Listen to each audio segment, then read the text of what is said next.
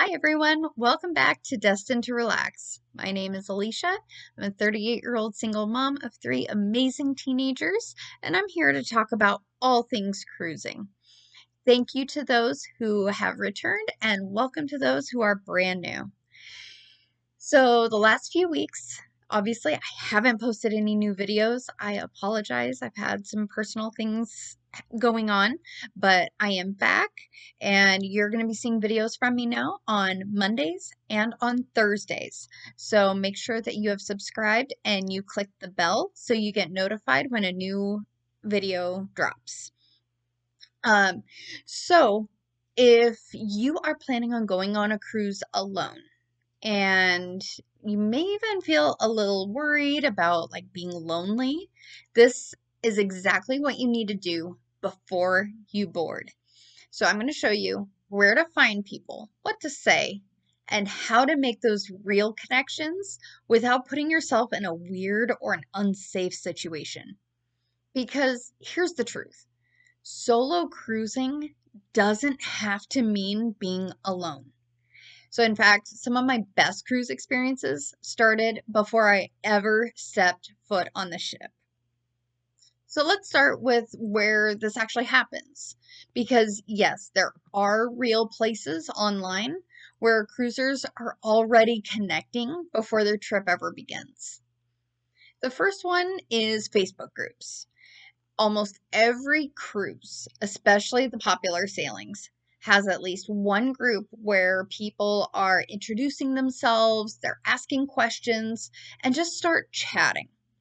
And you can usually find these by going into the search bar and you put in the cruise line, the ship's name, and the sail date.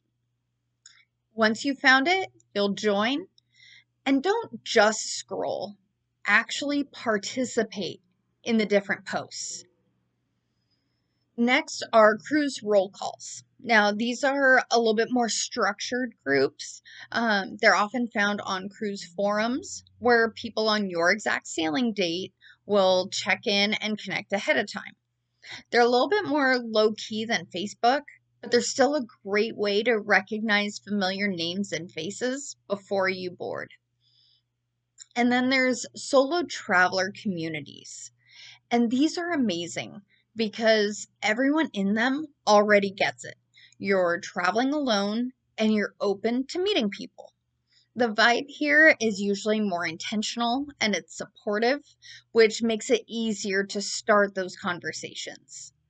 And if you're sailing with a specific line like Carnival or Royal Caribbean or Norwegian, there are cruise line specific groups where people are sharing tips, plans, and sometimes even organizing specific meetups. And the key with all of these are simple. Just don't be a viewer, be someone who is actively engaged. So now let's talk about what to actually say, because this is where a lot of people will either overthink it or they go way too far. So first, be friendly, but don't be overly personal. You don't need to share your whole life story right away. A simple introduction does go a long way. So something like your name, where you're from, and that you're excited for the cruise. Make sure that you're sharing your excitement. That energy is contagious. When you're positive and you're excited, people are naturally more likely to respond and engage with you. And then ask for helpful or engaging questions. And this is one of the easiest ways to go ahead and start a conversation. So you could ask things like, has anyone booked an excursion yet? Or is this the first time on the ship for you? Are there any must-do activities that I should know about? It opens the door without putting pressure on anyone. And finally, this is most important, don't overshare. You do not need to give out personal details, your travel plans, or anything else that may make you uncomfortable. Make sure you keep it light, keep it simple, and then let those connections just build naturally. Now, because you're meeting people, it doesn't mean you should throw safety out the window. You can absolutely be social and smart at the same time. First, always meet in public places. On the ship, that could be the coffee shop, one of the bars, even up on the Lido deck near the pool, somewhere that's open and visible. So definitely avoid meeting in private places, especially early on. And second, set boundaries. You don't owe anyone your time, your plans, or any of your personal information. If something feels off, you can politely step away. Make sure you trust your instincts. They are there for a reason. And then keep your personal information limited. There is no need to share your room number, your full itinerary, or anything else that you may consider sensitive. Real connections don't require instant access to everything about you. The goal is to feel comfortable, not feel pressured. So, at the end of the day, solo cruising isn't about being alone. It's about having the freedom to choose your experience.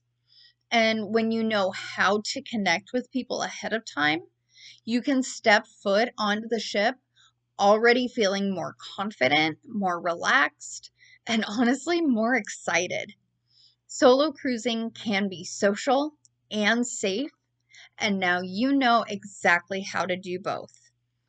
Now, if you have ever done solo cruising and you've connected with people ahead of time in any of these different ways, whether it's Facebook groups or roll calls, put it in the comments. I would love to hear, what, how did that go? What was the conversation like? Are you still friends with them after the cruise?